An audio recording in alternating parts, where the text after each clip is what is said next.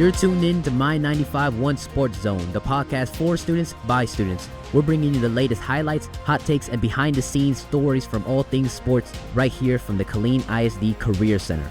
From Friday Night Lights to buzzer beaters and everything in between. If it's KISD Sports, we're talking about it. Let's dive in. David, talk to us about our last game of the week, Shoemaker versus Waco U. Man, it was an eventful game. At halftime, it was 14-14. I thought we was in for a really good game, and then, Shoemaker's run game took off, right? Didn't it, Brandon? Absolutely. I mean, I was there for like a little bit in the first quarter, then I had to leave. But from what I heard, the running game once again for Shoemaker is just impeccable. Like their running game they're so versatile. That's what I think makes them dangerous. Like that's why I think they're 4-0. I think I believe their passing game, their ability to spread out the field and just open up the running game for their running backs. I think that's what makes them dangerous. And it kind of like explode later on in the game, because if I'm correct, it was a pretty close. It was like 14-14 at halftime. So. Yeah, 14-14. And then to be able to go past that and in the second half just explode for the lead. I mean, they've done that a good amount of times this year, I'm pretty sure. Against a really good Waco U team. Yeah. Against a really good team. And that's what makes them a really dangerous team, man. Like, they're not just doing this to no inferior opponents. They're doing this to teams that people think can go all the way to state. But mind you, to start the game, there was 3 touchdowns in the first 40 seconds. Waco? Of the game? Of the game. And 3 touchdowns to start the second half. Jamal Polite had a crazy touchdown, started it. Then Marlon Smith, their star guy, got a kick return touchdown. And then Jamal Polite Jr., one-handed catch. And after that, it was all Shoemaker after that. Shoemaker gained all the momentum. They got back down to the run game, make short, intermediate throws when they needed to, and put the game away. And David and Giovanni, that's the one thing. This is the one thing I really want to touch on. Like, Damani Ellison seems like he's in control of this offense. Like, he knows what Coach Foreman wants, and he does it down to a T. He hasn't turned the ball over yet. He didn't throw a pick against the no-fly zone. So, I mean, hey. They were the no-fly zone, and Jamal Polite was one-handed catching them? 3 touchdowns. 3 touchdowns. Man, what's your thoughts on that game, Giovanni? Yeah, Brandon, I wasn't at that game. I believe I was at the Harker Heights and Midlothian game. But from what I saw, I mean, it was, like I said, it was tied end of the first half, and Shoemaker just ran off with it at the end. And that's kind of them just kind of fighting through that adversity again, because it was kind of the same way at the Round Rock game to start off the season.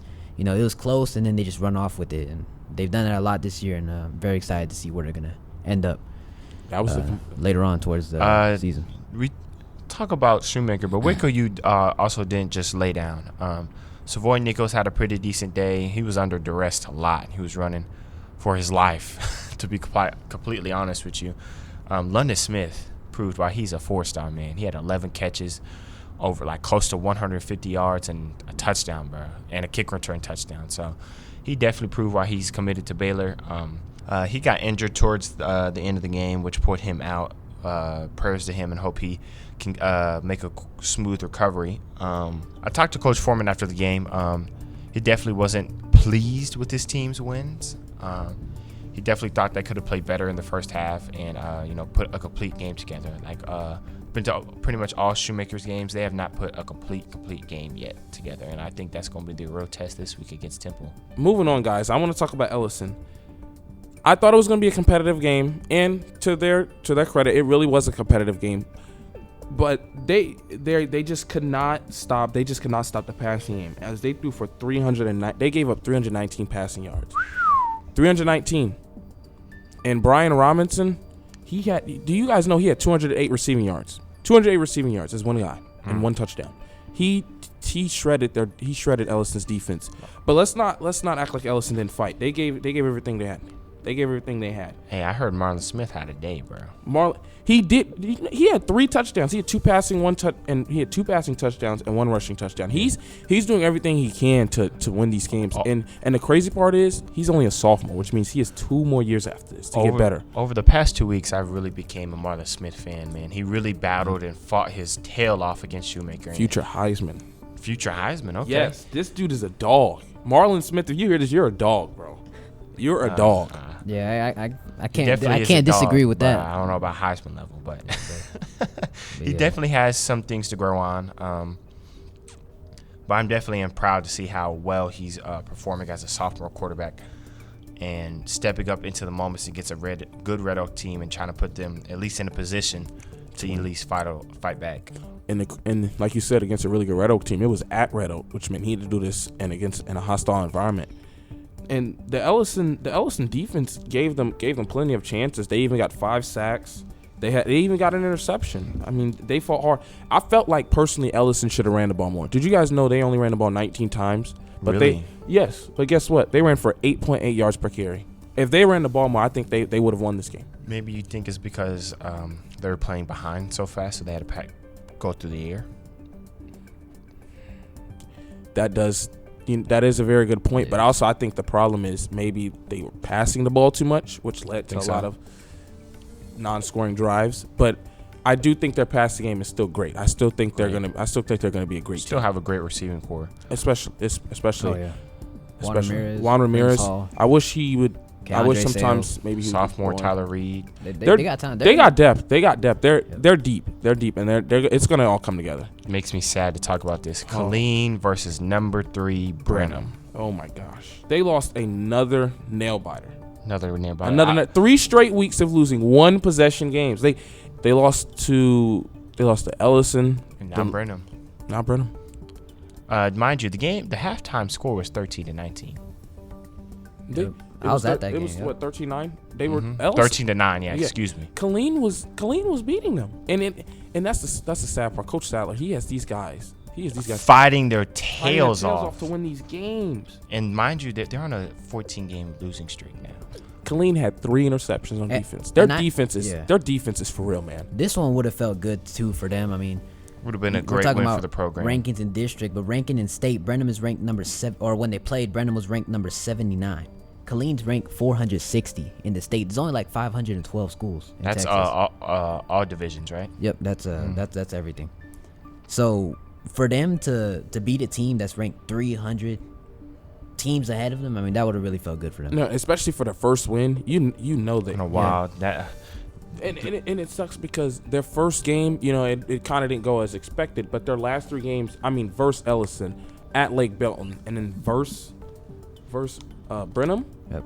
Dude, 3 straight weeks.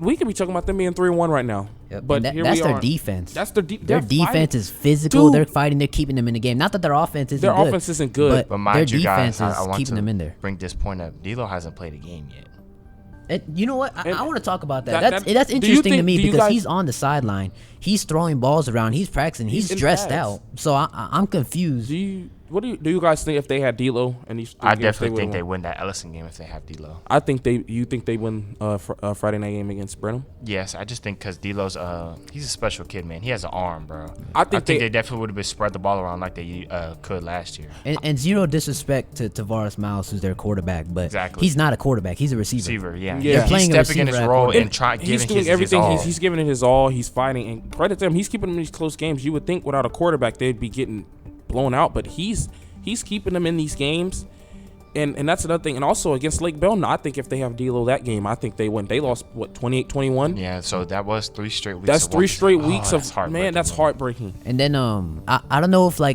don't want to speculate, so I'm not gonna say like he's hurt or whatever, and he's just dressing out for no reason. But even when Tavares Miles got hurt later on in that game for a little bit, they put another wide receiver in at quarterback. When D'Lo's on the sideline dressed out, throwing the ball around. Do you think maybe he's like what you would consider an emergency QB? Like he's healthy enough to where if he has to play, he can play, but maybe they just want to keep him. Yeah, I mean, that makes sense too. They're gonna have him just in case, but they're gonna try everything they can. Well, they have another good test, man, and this is another, I think, a winnable game for them that they can. They host Copper's Cove here on Friday at 7 o'clock, so it's another big test. And another thing I want to talk about Killeen is their O-line did struggle a little bit. Did you know they allowed their quarterback to get sacked 5 times, and they had 13 tackles for loss. And that's not just their O-line. That's good on Brenham's defensive line to be getting through there. Credit to them. That's wrapping the up the quarterback. That's the reason why they're 4-0. Yeah. And the difference in this game was early in the game, They blocked the extra point and got returned for 2, and they end up losing 15-13. That and you would think like, okay, it's nothing, but when you look at it, now you look at that final score, those 2 points clearly changed the game. Yeah. Yep. And then that last play for Brenham on offense, that touchdown, 20, dude, it was like caught it 4th over and 3 15, people. caught it over. I think it was 2-3 people, and it was. I don't know how he did that. That was an amazing play. I think that game and everything we just said in these last like 30 seconds sums up like why Killeen's 0-4, and it's so heartbreaking because it seems like everything's going their way, but then something always always goes wrong. It's like seems to me like maybe they're cursed, man. Yeah, but I also real quick before we move on to Chaparral, I want to put a quick spotlight on Brenham's kicker. I've commentated on a good amount of games, and I haven't seen many kickers. I haven't seen any team kick a field goal, first off. And I haven't seen many kickers be able to kick a ball at the 5 and have it bounce in such a way that, like, it stays at the 5. I mean, that kicker was doing his thing out there. That's genuinely. great, and that can make the difference because there's a huge difference between starting your drive at the 20-yard line and starting at the 5. Yeah. And the amount of times Killeen had to start the drives at like the 5 or he kept flipping 10. the field. Yeah, that's huge. And Killeen was still in the game? And he made a field goal. Oh, my God. Yeah, he's a dog. Yep. But moving on. Chaparral. Brandon, go ahead and take it away. Go ahead. That's your team, Brandon. Go ahead. Listen, guys. Chaparral, they just had a bye week. They got time to They won by 100. They just had a bye week, guys. I think it was a really good bye week. Unfortunately, the week before, unfortunately, they lost to Lampasas 13-12. But I think they got a bye week, and they will be traveling to Cedar Park this week. That's a tough 6A team. That's going to be a tough 6A team. I mean, they are 1-2. They did just come off of they just came off of bye week, but the week before they did have to play at Huntsville, and they had to win an overtime field 36-29. So I think there is some success Chaparral can have, and I think they will win this. Hey man, this is their real test. Are they a legit state championship contender, bro? I think they have the players. I think they're like Killeen, but the difference is disrespect to Killeen, they're not. I think they can make the plays when they need to. I'm not saying Killeen can't. I just think Chaparral can make the plays when they need to. They're not nothing. I don't think everything goes wrong for them. Score prediction? I'm gonna say Chaparral wins. I say they win 28-17. Okay. No. I'll say 28-21. I think it's one score game. That is a 6A, so I'm going to respect them. And it's at their stadium. So I'm going to say 28-21. I think Chaparral wins. David, you got anything? No, man. Bryson Coleman 3 touchdown passes, by the way. They just had a bye, preparation, and their start district after this week, too. So it'll be pretty interesting to see how they do in the district. And now Harker Heights versus Midlothian. 28-7, Harker Heights lost. Just 5 turnovers really shot them in the foot. But don't overreact, in my opinion. Harker Heights school and KISD fans. Coach Humble's going to have them right going into district. And they, wink, wink, they got the game of the week this week. Yeah, David, I agree with everything you said. I wasn't at the game. Now, somebody else was at the game, Giovanni. But from what I've heard, this is exactly what you said. They weren't it seemed to me, from what I heard, they weren't disciplined. They were just lackadaisical. They were lollygagging. It just didn't seem right. And then Hudson turned the ball through 3 interceptions? 2 interceptions. He's doing 5 in the past 2 weeks. Man, that's something I have never seen him do in his But like David said, don't overreact, because you will hear later, they're still in my top 5 teams in the area. So I'm not going to overreact. They're still Heights, and they're still a well-coached team. Yep. I'm going to go next. I'm going to just give y'all kind of the good, the bad, the ugly of both teams, right? For Harker Heights, I really want to talk about, for the most part, other than that pick, Humble's accuracy, especially on those corner throws. It's over the corner, behind the safety. It's a perfect throw, and I've seen that like a good amount of times, and it's beautiful to watch. It really is. Christian Nobles, breaking through 2 tackles to score a touchdown as a receiver. He had a day. Yep. Didn't he have? He had 7 catches, 35 yards in that touchdown you just said. Christian Nobles was going crazy. Arshawn Span, he had a couple drops, but he got a couple plays in there as well. But their defense, man. Yeah. Their defense got worn out, man. Bo Wendell was just running over them, and they gave. Sorry, Giovanni. No, you're good. Cut you off. They gave up 249 yards on the ground.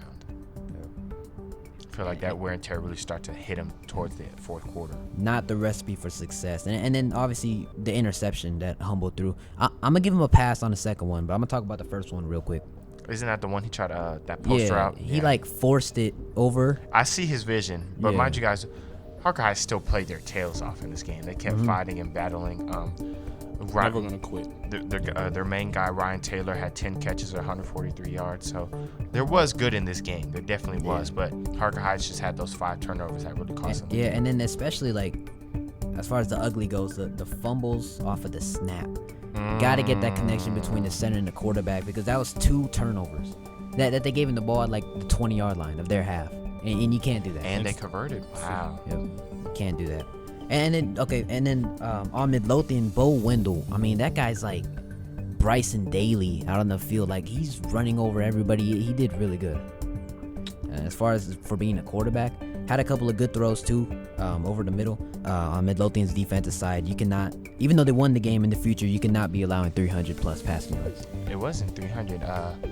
Check Mass Props today. Hudson threw for 407 yards. So even worse than, you cannot allow 300 or 400 plus yards. I mean, it's just not a recipe for success in the future. They won this game, but can't be laying the half. That's a top 5A team. Yep. But let's get hinted to the game of the week. The game of the week this week is Harker Heights at Midway, starting 6A's district. I think it's going to be a really great game.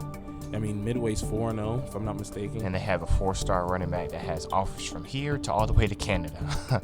Has offers from everywhere. Wow. That is, that ain't even in the United States, and he got an offers. I'm just saying like that's big. That's different. Yeah, I know. I'm just going on with it. Yeah, that's the game of the week. This game is gonna be very great. I think it's gonna be a highly competitive game, and I mean, if we're gonna do predictions, if we want to have predictions, I'm gonna take Heights. I still believe in them. I think they can win a close game. I say they win 31. I say they win like 35-21. I think they make a statement. Bounce back off those 2 losses. I definitely think that they're going to face adversity a lot in this game. Once again, this is why not the district schedule really helped them prepare for a game like this. I'm also going to take Harker Heights. I'm going to take them 34-31 with Oakley Goins making the game-winning field goal. Oh, I remember Oakley Goins, one of the best kickers of all time. I don't know if Oakley Goins is going to make a game-winning field goal. I mean, he missed 2 last week, but he'll bounce back. But yeah, how far were they? About 30. No, probably 40 yards. I'll give him 40 yards. Hey, in high school, that's still tough. Yeah, that's tough. I've seen him hit a 50-yard what one I'll say is in this, high school in a game. From where I was standing, it looked a little suspicious. I don't know. I feel like it could have been good from where I saw it. But, you know, being a ref is a tough job. Yeah. And that's going to wrap it up for another episode of the Mind 95.1 Sports Zone, the podcast for students by students. Thanks for joining us, and we'll see you on the next episode.